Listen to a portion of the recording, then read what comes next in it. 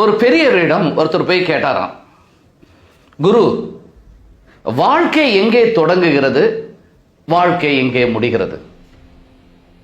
அதற்கு அந்த குரு சொன்னாராம், உன்னுடைய மூச்சுல தான் வாழ்க்கையை தொடங்கியது.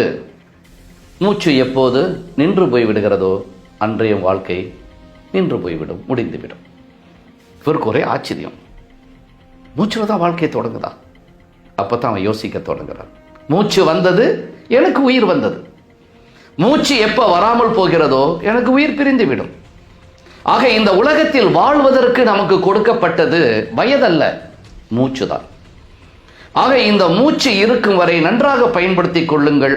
ஆழமாக மூச்சை இழுத்து விடும் ஒரு பழக்கத்தை நீங்க உண்டு பண்ணிக் கொள்ளுங்கள். சும்மா இருக்கும் போதெல்லாம் நல்லா நீண்ட மூச்சாக இழுத்து மூக்கு வழியே அடக்காம நீண்ட மூச்சாக விட பழகுங்கள். மூக்கு வழியே மூச்சை இழுத்து மூக்கு வழியே நீங்கள் மூச்சை விட்டால் மனம் அமைதி பெறும், சக்தி பெறும், மனம் கட்டுப்படும். அதே நேரத்தில் மூக்கு வழியாக மூச்சை இழுத்து வாய் வழியாக விட்டீர்கள் என்றால் உடலின் சீதோஷணம், டெம்பரேச்சர் சமநிலைப்படுத்தப்படும், பேலன்ஸ் பண்ணும். இதை நீங்க மாத்தி மாத்தி செய்யலாம்.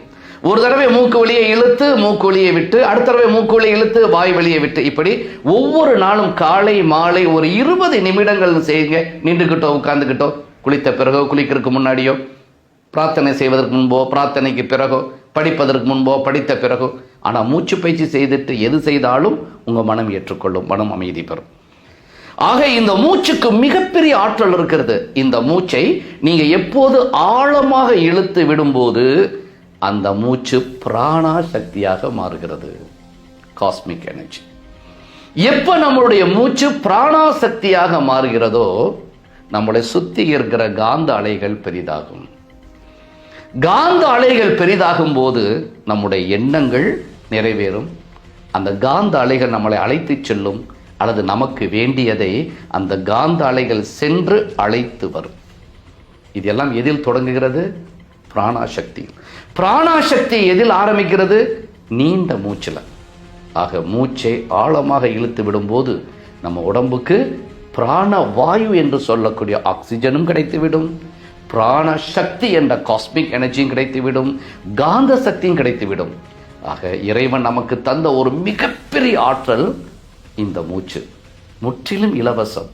முழுமையாக பயன்படுத்தி சக்தி வாய்ந்த, ஆரோக்கியமான, அதே நேரத்தில் காந்த அலைகளை பெற்ற, வெற்றி பெற்ற ஒரு மனிதனாக உங்களை ஆக்கிக் கொள்வதற்கு முதல் படி மூச்சு பயிற்சி தான். ஆக மூச்சை முழுமையாக பயன்படுத்தி வெற்றி பெறுவோம்.